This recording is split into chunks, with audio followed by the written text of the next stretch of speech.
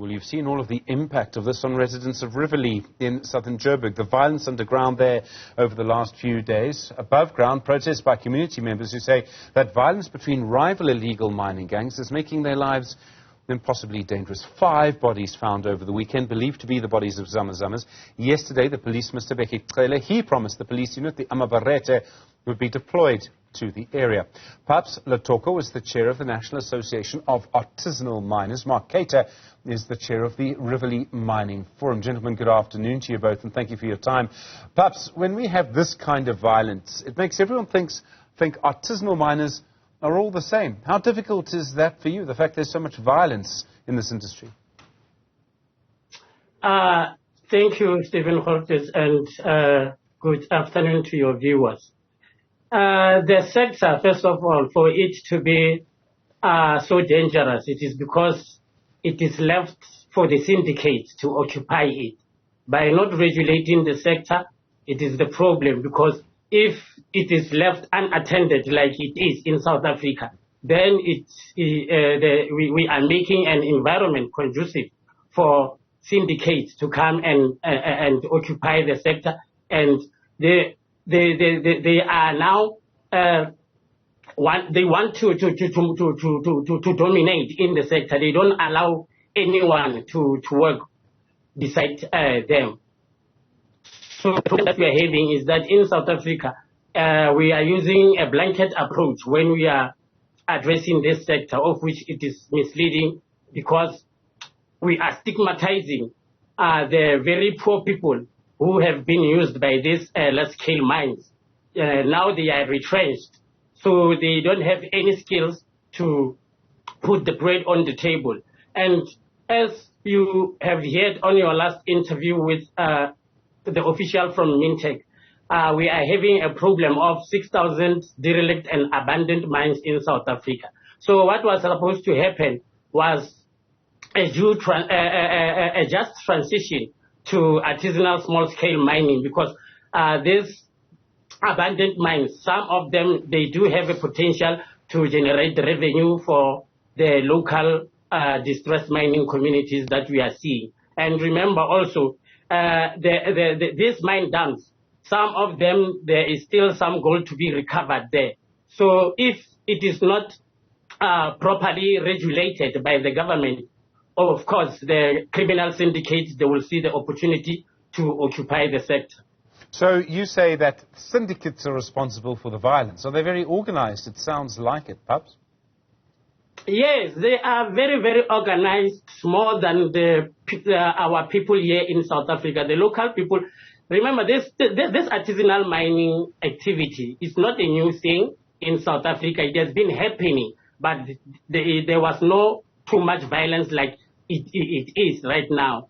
So for the mere fact that the government doesn't want to regulate the sector, so the criminals occupied the sector, and now they are using brute force to fight over territories. Mark Kayter, how often are you seeing violence like this just in Rivoli, just in your area? This is a daily occurrence, okay? It's become part of life now. It's just the tough wars between the two factions, but it's having a devastating impact on the residents. I mean, children don't even want to go to school anymore. You know, every second, third day, you pass the school, on your way to the school, children 6, 7 years old, and they come across bodies. That is how we're beginning to live in Rivoli. They're shooting every night. When you go to bed at night, you can't walk around at night, or even during the day. You have to crawl on your hands and knees in your house, because all your windows are shut to pieces. Sure.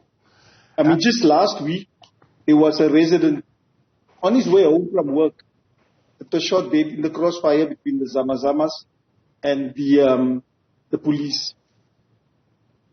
Sure. You talk about the school there, as I understand it, is right next to the opening of the mine, Mark. Is that true? I mean, so children are literally right in the most dangerous part of this. Right. Stephen, when, anybody that applies for the mining license, there has to be an environmental impact assessment done. and all of those regulations. This mine is right on the doorstep of the school. There is no fencing around that pit, which is about 700 meters deep. The children pass through, even the road that the school has used is now completely destroyed. A secondary road had to be manufactured there for the children to come into school. That's besides the dust levels. We have requested that the Department of Health have all those children tested for respiratory conditions. It's never happened. So I cannot understand for the life of me how the Department of Mineral Resources could have allowed a mine to take place right next to a primary school. And it's not even properly secured. Because, I mean, children being children will want to go and look and see what's behind that shaft. And just by the grace of God, none of the children have been killed yet or fell into that pit. But if that should happen, we'll have every minister there to come and condemn it and say what they're going to do. But for the moment, it's business as usual.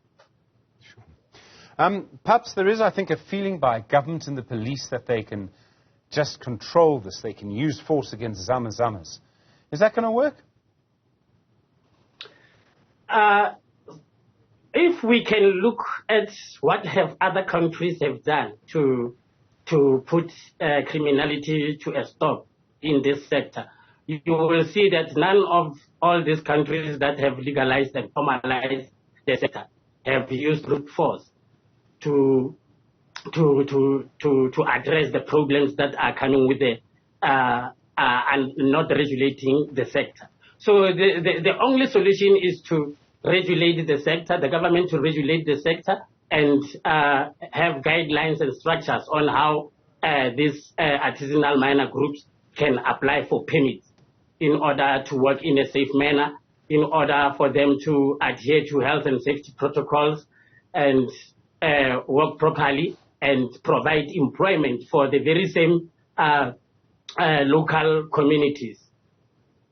So perhaps, I mean, if government did that, what would it change? Because you'd still have different syndicates that want control of different mines, right? So, I mean, would you end up having to have mining control officers or police officers underground, even if there was regulation, even if it was made legal? I hear your argument. I mean, I have a lot of sympathy with your argument. But how would it change the situation? Yes. It wouldn't stop the fight for resources. Yes, remember, when we mean formalization, we mean totally taking control of these areas and operate them in a legal and formal manner, just like in large-scale mining. So the problem is that the only form of mining that is considered to be legal in South Africa is large-scale mining and small-scale mining. So the artisanal mining sector was left out. But since 1998, the government has been trying to get solutions, and they have done a 1998 white paper that clearly explains on how to address this situation of illegal mining in South Africa.